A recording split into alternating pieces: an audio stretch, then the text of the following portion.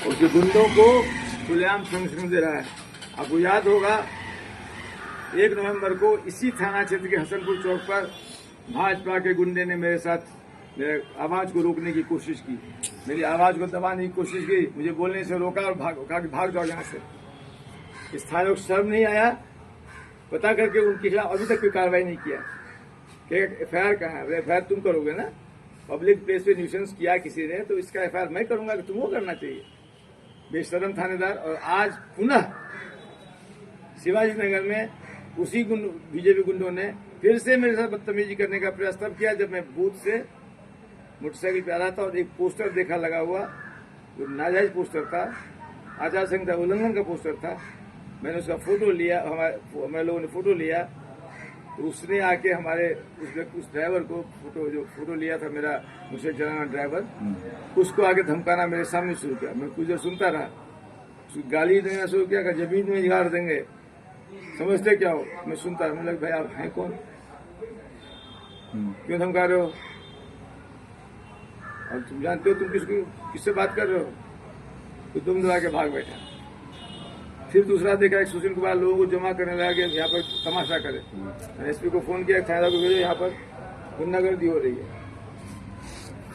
नाराबाजी करने लगा मेरे खिलाफ, पुलिस आई, मैंने उसमें सुशील कुमार को जो नेता था उसको हाथ पकड़ लिया, बोला रोको, अब भाग क्या रहा हो? पुलिस को देख के भाग रहे हो? मैंने थानेदार को उस आदमी का हाथ दिया कि ये तुम्हारा मुजरिम है, ये धमका रहा था, उसको ले जाओ थाने, मैं एफआईआर करता हूँ, एफआईआर करो मेरा। थानेदार ने उसको भगा दिया और मुझे कहा कि थाने एफआईआर कराओ, थाने पर जाकर एफआईआर कीजिए। मुझे वो थानेदार ने एफआईआर कैसे किया था सिखाने लगा। फर्द बयान होता है, घटनास्थल पर पुलिस को पहुंचना मतलब फर्द बयान लेना था उसको, उसके वजह हमको थाना भेज रहा है। डीजी रैंक से रिटायर्ड व्यक्ति को यदि थानेदार एफआईआर करना सिखा रहा हो तो आम जनता वो क्या करता होगा, भगवान मालिक है। डीजी विनय कुमार जी, देखो देखो तुम्हारे डीजीशिप में क्या देख रहा हूं मैं। तुमको तो अच्छा अफसर मानता था बाबू, क्या कर रहे हो? तुम्हारी छड़ी कहाँ है, तुम्हारा डंडा कहाँ है? थानेदार को सस्पेंड क्यों नहीं करते हो? सिखलाओ कि आम जनता से कैसे व्यवहार किया जाए, प्राथमिकी कैसे दर्ज की जाए।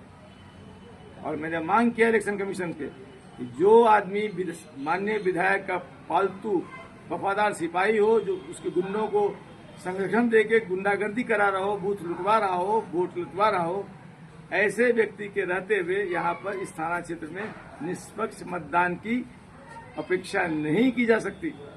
इसीलिए मैं मांग करता हूं, मैंने एसपी डीएम ऑब्जर्व कर दिया, तत्काल इस थानेदार को हटाया जाए, निलंबित किया जाए, लाइन हाजिर किया जाए, दूसरे थानेदार को पोस्ट किया जाए। नहीं तो यहाँ का मतदान निष्पक्ष वातावरण में नहीं होगा, विषाक्त होगा, दूषित होगा और प्रजातंत्र कलंकित होगा। अभी दिल्ली भी इलेक्शन को लिख दिया हो। मैं इस तरह की गुंडागर्दी और संरक्षण और प्रशासनिक लापरवाही के खिलाफ नगर थाने पे अनिश्चितकालीन धरना पे हूं।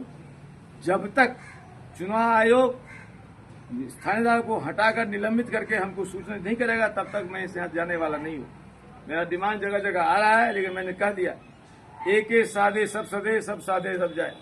इस थानेदार को मैं छोड़ दूंगा तो दूसरे थानेदार पर उठाएंगे, इसको कुचल दूंगा, सारे थानेदार सही ढंग से काम करना शुरू करेंगे। ये दुर्भाग्य है जब एक भाजपा और एनडीए का नेता आता है, पूरे सड़क को बैरिकेड करके जाम कर दिया जाता है। 4 तारीख को मुझे 4 घंटा लगा अपने घर बेटा से श्याम मंदिर आने, पैदल चल के आया। उस दिन मुझे पैर में उस दिन जो धक्का मुक्की किया था 1 तारीख को, उसका असर था, इतना जोर से मेरा पैर उखड़ गया था, हड्डी दर्द था, मसल में दर्द था, मैं चल नहीं पा रहा था। मैं रिक्शा से चल के आ रहा था, लेकिन इस तरह के मैं वो पैदल आना पड़ा।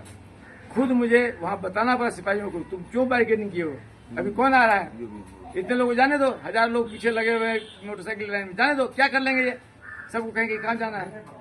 हटाने नहीं किया तो मैंने कहा हटो तुम लोग, सबको हटाया। मैंने बैरिकेड हटा के कहा चलो सर। तो मैं आपके माध्यम से दरभंगा वासियों को ये वादा करता हूं कि जहां भी जनता के सहूलियत को कम करने के लिए प्रशासन या पुलिस को ऐसी व्यवस्था लाएगी जो जायज नहीं है, आर.के. मिश्रा वहां खड़ा मिलेगा उसको ठीक करने के लिए। जहां भी पुलिस या जोर जबरदस्ती से किसी गरीब को तंग किया जाएगा, आर.के. मिश्रा वहां खड़ा रहेगा उसकी आंसू पूछने के लिए। जहां भी अपराधी पुलिस और राजनीतिक गठजोड़ के कारण आम आदमी प्रताड़ित होगा। आरके मिश्रा वहां खड़ा होगा उनको रक्षा करने के लिए, चाहे वो थानेदार।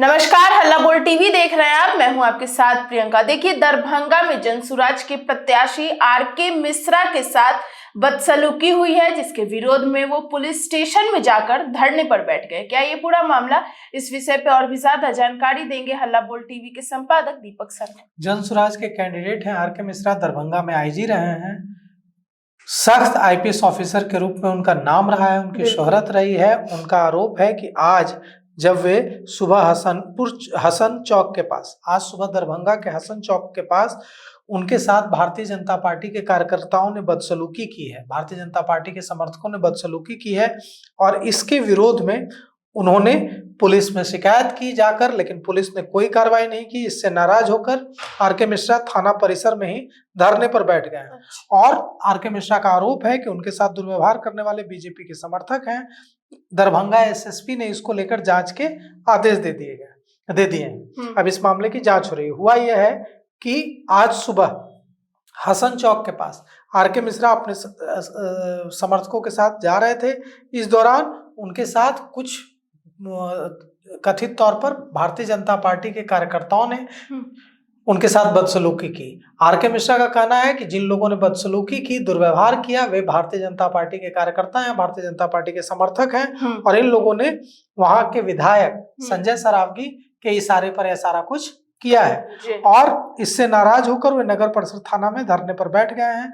और अब बात यह है कि वहां तनाव की स्थिति बन गई है और आरके मिश्रा ने कहा है कि भाजपाई गुंडागर्दी के आगे मैं झुकने वाला नहीं हूं। यह लड़ाई सिर्फ राजनीतिक नहीं है, यह बाहरी गुंडों के विरुद्ध और मिथिला के आत्मसम्मान की लड़ाई है।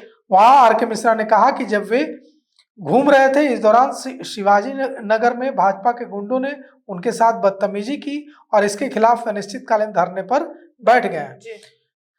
देखिए, आरके मिश्रा की जो इमेज है वो एक सख्त पुलिस अफसर की रही है और आज जब इस पुलिस अफसर के पास गन नहीं रहा है, वे रिटायर्ड हो गए हैं, चुनाव लड़ रहे हैं, तो वे खुद देखिए उन्हें किस तरह से इंसाफ के लिए उसी पुलिस स्टेशन में जहां कभी उनके जाते ही उनको सलाम सैल्यूट किया जाता होगा, वहीं उनको धरने पर बैठना पड़ा है। तो और उन्होंने कहा है कि उनके साथ दुर्व्यवहार किया गया।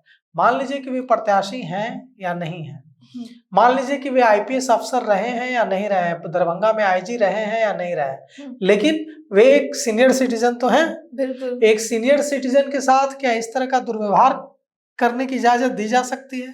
जिन लोगों ने भी, चाहे वे भारतीय जनता पार्टी से जुड़े हों या किसी भी पार्टी से जुड़े हों, जिन लोगों ने भी उनके साथ दुर्व्यवहार किया है, उनके खिलाफ निश्चित रूप से सख्त कार्रवाई की जानी चाहिए। और दरभंगा के एसएसपी ने पूरे मामले की जांच के आदेश भी दिए हैं और यह भरोसा भी दिलाया है कि कार्रवाई होगी। अब देखिए, अनिश्चितकालीन धरने पर बैठ गए हैं, अब देखिए क्या होता है पूरे मामले में। जी, तो सुना आपने। इन सबको लेकर आपकी क्या राय हमें कमेंट बॉक्स में बताएं। फिलहाल इस पेशकश में इतना ही। आगे की खबर देखने के लिए बने रहे हल्ला बोल टीवी के साथ। धन्यवाद।